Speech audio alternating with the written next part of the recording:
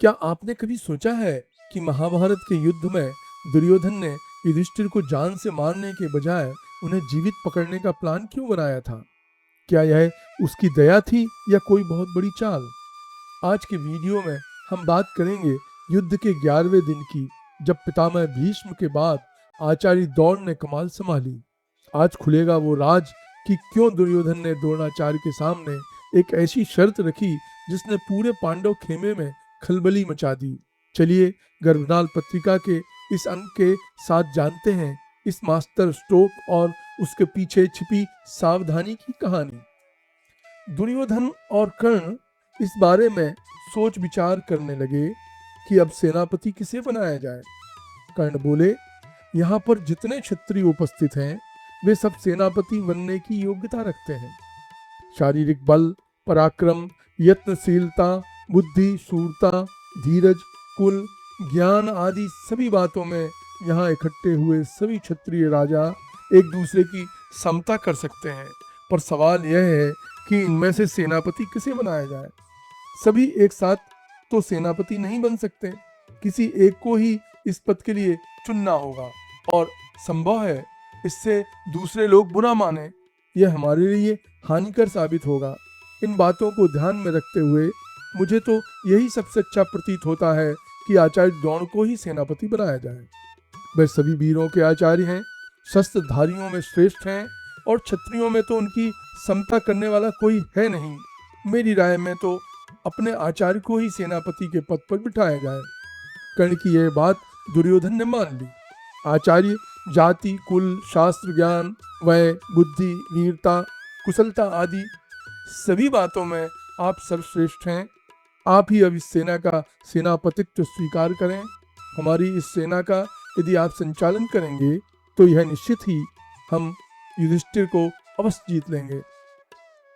यह कहकर दुर्योधन ने सभी क्षत्रिय वीरों के सामने द्रोणाचार्य से सेनापतित्व स्वीकार करने की विनती की। एकत्र राजाओं ने यह सुन सिंहनाद करके दुर्योधन को प्रसन्न किया। शास्त्रोक्त रीति से द्रोणाचार्य का सेनापति पद पर अभिषेक हुआ। उस समय ऐसा जय जयकार हुआ मानो आकाश विदीर्ण हो जाएगा। बंदी लोगों के स्तुति गान और जय घोष सुनकर कौरव तो ऐसे उत्साह में आ गए कि पूछो मत। उन्हें यह भ्रम होने लगा मानो उन्होंने पांडवों पर विजय ही पाली हो। आचार्य द्रोण ने युद्ध के लिए कौरव सेना को सकट व्यूह में रचा। कर्ण के रथ को उसी दिन पहले पहल युद्ध के मैदान में इधर उधर चलते देख कौरव सेना के वीरों में एक नया जोश और आनंद दौड़ गया। कौरवों की सेना के सिपाही आपस में बातें करने लगे। पितामह तो अर्जुन को मारना नहीं चाहते थे, अनबने भाव से युद्ध कर रहे थे, परंतु कर्ण ऐसा नहीं करेंगे। अब तो पांडवों का नाश ही होकर रहेगा। द्रोणाचार्य ने 5 दिन तक कौरवों की सेना का संचालन करते हुए घोर युद्ध किया। यद्यपि अवस्था में वह बूढ़े थे, फिर भी जवानों को लजाने वाली फुर्ती के साथ युद्ध के मैदान में एक छोर से दूसरे छोर तक चक्कर काटते रहे और पागलों के से जोश के साथ युद्ध करते रहे। उनके भीषण आक्रमण के आगे पांडवों की सेना उसी तरह तितर बितर हो जाती थी जैसे आधी चलने पर मेघराशि। सात्विकी, भीम, अर्जुन, धृष्टद्युम्न, अभिमन्यु, द्रुपद, काशीराज आदि सुविख्यात वीरों के विरुद्ध अकेले द्रोणाचार्य भिड़ जाते और एक एक करके उनको खदेड़ देते। 5वें दिन उनके हाथों पांडवों की सेना बहुत ही सताई गई।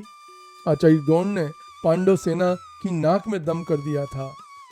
महाभारत के 11वें दिन की यह घटना हमें सिखाती है कि रणनीति हथियारों से ज्यादा ताकतवर होती है। दुर्योधन जानता था कि युधिष्ठिर की मृत्यु पांडवों को और भी उग्र बना देगी, इसलिए उसने उन्हें जीवित पकड़कर चैट मेक करने की कोशिश की। लेकिन इतिहास गवाह है कि जहां श्री कृष्ण का मार्गदर्शन और अर्जुन जैसी सजगता हो, वहां अधर्म की कोई भी चाल सफल नहीं हो सकती। अगर आपको ये एपिक माइंड गेम और द्रोणाचार्य की ये वॉर स्ट्रेटेजी कूल लगी हो तो वीडियो को लाइक करना और अपने हिस्ट्री बफर दोस्तों के साथ शेयर करना मत भूलना।